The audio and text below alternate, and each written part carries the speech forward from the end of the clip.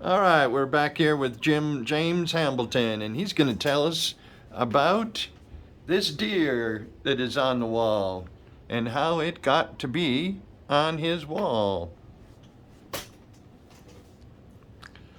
Okay, in 1964, I had a Condor coach, and me and my friend decided we was going to go to Colorado and go hunting. And so we connected up with my dad, my uncle, and some of them, and they always went hunting every year. So we went over there to go hunting with them.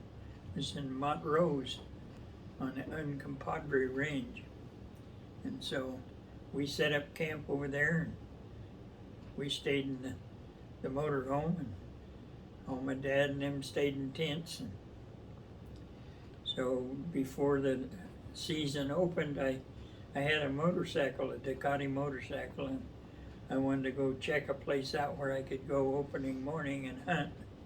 So I took off, and I had a little box on the front of my motorcycle, and I had a little miniature lab, and he just loved to ride in that motorcycle. So when I head towards that motorcycle, why, here he'd come, he'd jump up in that little box because he loved to ride that motorcycle with me. So anyway, we took off and went up, and we found a really good place that I thought was the deer would be, people would be hunting down in the canyon and stuff, and they'd scare something up our way. So I decided that this would be a good spot to just park and sit and wait for something to come by.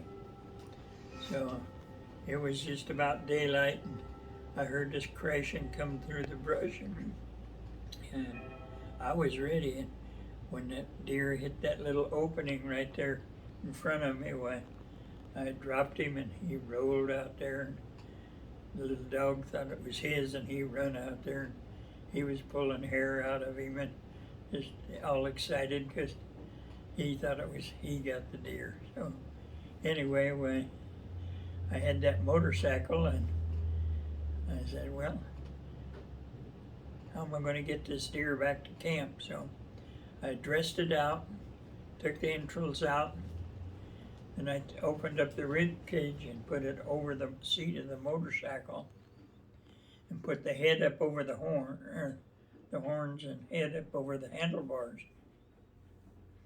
And then I tied his legs up so they wouldn't drag the ground.